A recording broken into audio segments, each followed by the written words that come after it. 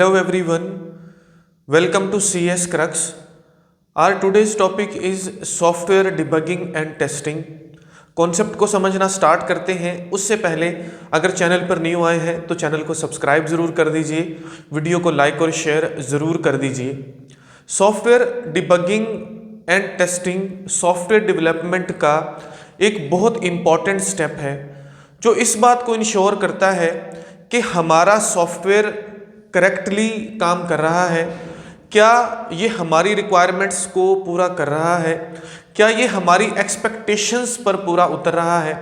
अगर ऐसा है कि हमारा सॉफ्टवेयर जो हमने बनाया, जो हमने उसके लिए कोड लिखा, उसमें कुछ मिस्टेक्स हैं, कुछ बग्स हैं, वो हमारी रिक्वायरमेंट्स पूरी नहीं कर रहा, वो हमारी रिक्वायरमेंट के मुताबिक, हमारी एक्सपेक्टेशंस के मुताबिक हमको रिजल्ट्स नहीं दे रहा, तो ये हमको हेल्प करते हैं डिबगिंग और टेस्टिंग कि हम उन मिस्टेक्स को, उन बग्स को ना सिर्फ ढूंढें बल्कि हम उन मिस्टेक्स और बग्स को फिक्स कर सकें, उनको ठीक कर सकें, उनको रिमूव कर सकें।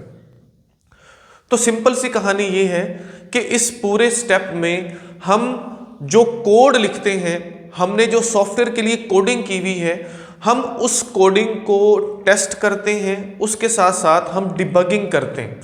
डिबगिंग मीन्स हमने एरर्स को ढूंढना है, हमने बग्स को, मिस्टेक्स को जो हम कोड में कर चुके हैं उनको ना सिर्फ ढूंढना है बल्कि उनको फिक्स करना है। फिर हमने टेस्ट करना है कि वो चीज़ें रिमूव हुई और हमने एक हायरार्की में टेस्टिंग करते जाना है और फाइनली उस सॉफ्टवेयर को हमको रिलीज़ करना है, यूज़र को यूज़ करने के लिए दे देना है।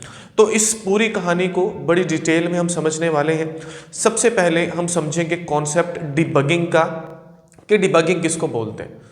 डिबगिंग बेसिकली प्रोसेस है हमारे सॉफ्टवेयर में से जो कोड हमने लिखा हुआ है उस कोड्स में से बग्स या मिस्टेक्स को ना सिर्फ आइडेंटिफाई करने का बल्कि उनको फिक्स करने का, उनको ख़त्म करने का। अब डिबगिंग बेसिकली ऐसा है कि जब हमने हमारे सॉफ्टवेयर को बनाया, हमने जब कोड लिखा, तो ड्यूरिंग राइटिंग द कोड को लिखते हुए हमारे पास number of mistakes, number of bugs के चांसेस होते हैं जिनको हम एरर्स बोलते हैं। एरर्स डिफरेंट तरह के हैं जिनमें सिंटैक्स एरर है, रन टाइम एरर है, जिनमें लॉजिकल एरर है, लिंकर एरर है। अब ऐसा है कि एरर्स हम जब वहाँ पर करते हैं हमारी कोडिंग के दौरान तो ऑटोमेटिकली ऐसा होगा कि जो सॉफ्टवेयर है वो हमारी रिक्वायरमेंट्स को पूरा नहीं करेगा। हम उसको इनपुट देंगे कि हमको ये फला फला आउटपुट मिले, लेकिन वो अनएक्सपेक्टेडली बिहेव करेगा, मतलब हमको आउटपुट कुछ और मिलेगी, जो रिक्वायरमेंट्स हम चाह रहे हैं वो हमको नहीं मिलेगी। तो उन एरर्स को, उन बग्स को फाइंड आउट हम करते हैं डिबगिंग में। ना सिर्फ उनको फाइंड आउट करते हैं बल्कि हम कोड में कुछ चेंजिंग करते हैं ताकि जो रिक्वायरमेंट्स हैं वो पूरी हो सके। हमने जो बग्स या गलतियां मिली, जो हमने आइडेंटिफाई की, उनको हम ठीक करें।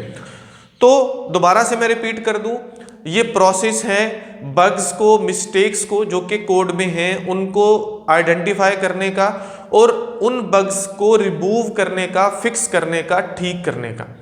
फिक्स हम किस तरह से करते हैं, हम कोड में चेंजिंग्स करते हैं तो ऑटोमेटिकली वो फिक्स होती हैं। तो इस बात को याद रखना है कि डिबगिंग के लिए डिफरेंट तरह के टूल्स और डिफरेंट तरह की प्रैक्टिसेस यूज होती हैं।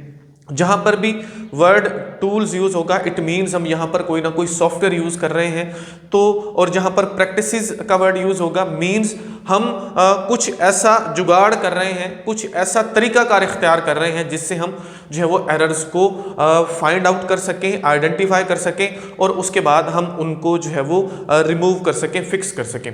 तो उन प्रैक्टिसेस और टूल्स में से सबसे पहले नंबर पर है डिबगर्स, जो बेसिकली एक टूल है। टूल मीन ये एक सॉफ्टवेयर है जो डेवलपर्स को अलाउ करता है कि वो कोड को जांच सकें, मतलब जो लाइन ऑफ कोड उन्होंने लिखे हैं वो उन कोड्स को जांचते हैं।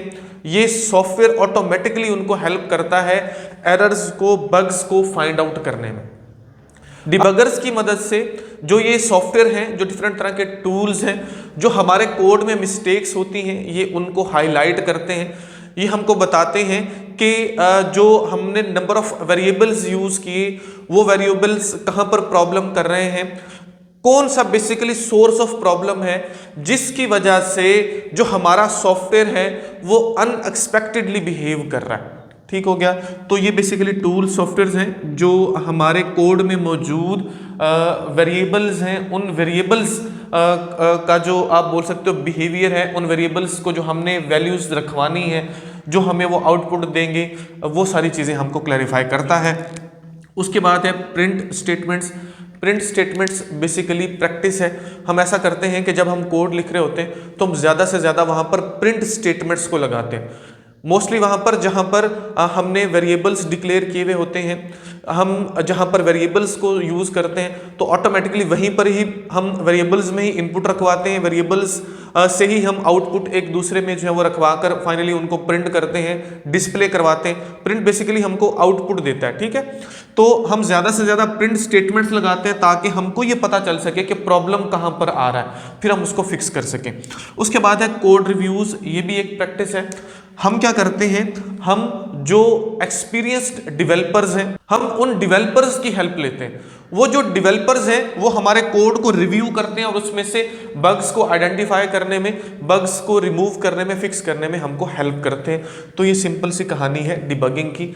अब हम बढ़ते हैं जी, टेस्टिंग क्या होता है। टेस्टिंग बेसिकली हमने हमारा जो कोड लिखा हुआ है उसको एवेलुएट करने का जो प्रोसेस है, उसको जांचने का जो प्रोसेस है, उसको हम टेस्टिंग बोलते हैं।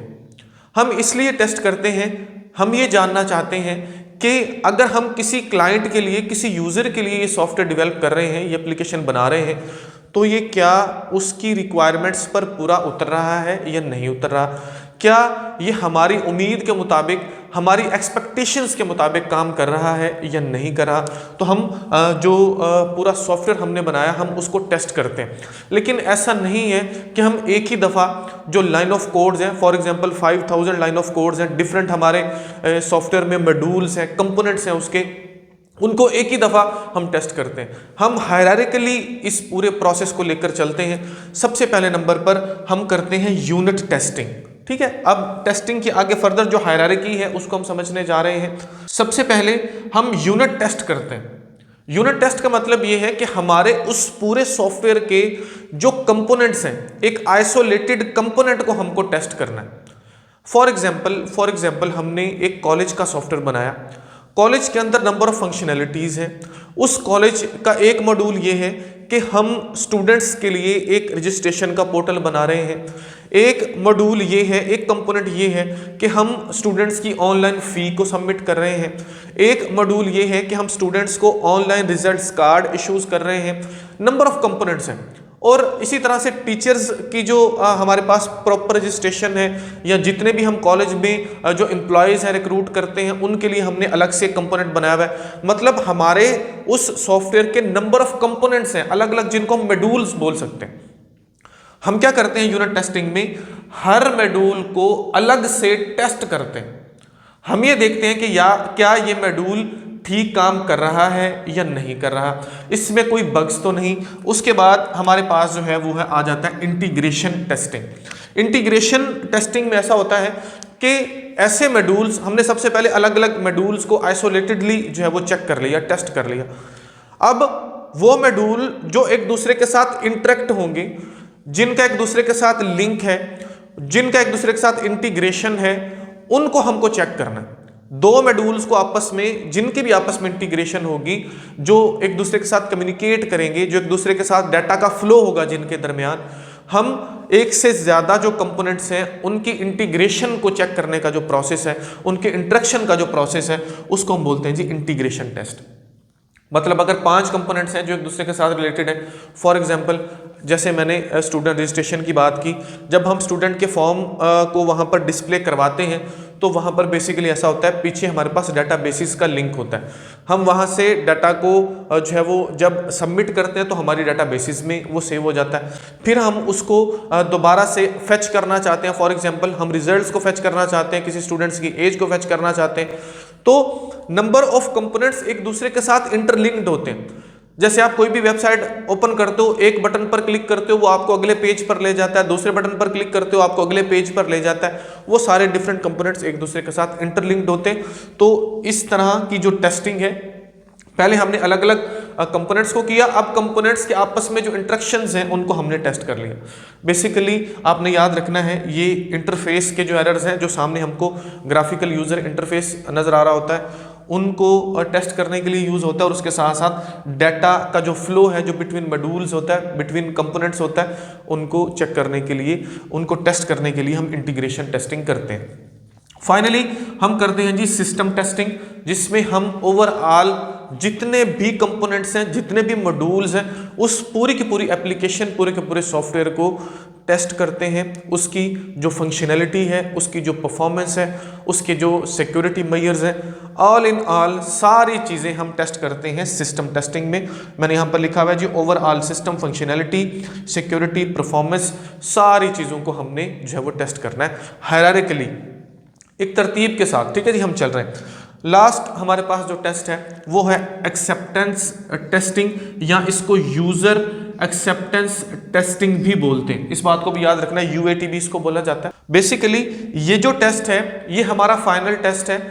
हम इसलिए करते हैं कि हम इस बात को डिटरमाइन कर सकेंगे कि अब इस एप्लीकेशन को यूजर को दे देना चाहिए फॉर यूज या नहीं। उसके लिए हम यूजर को जो एप्लीकेशन है वो टेस्ट के लिए देते हैं कि आप ये चेक कीजिए कि ये सॉफ्टवेयर आपकी रिक्वायरमेंट्स को पूरा कर रहा है या नहीं कर रहा।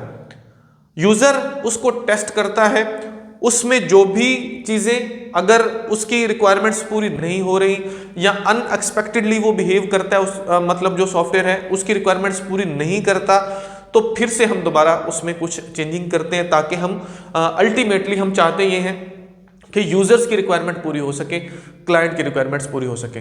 तो जो एक्सेप्टेंस टेस्ट है ये यूजर करता है, चेक करता है उसको, उसकी टेस्टिंग करता है। इसको हम बोलते हैं यूएटी, मतलब यूजर एक्सेप्टेंस टेस्टिंग।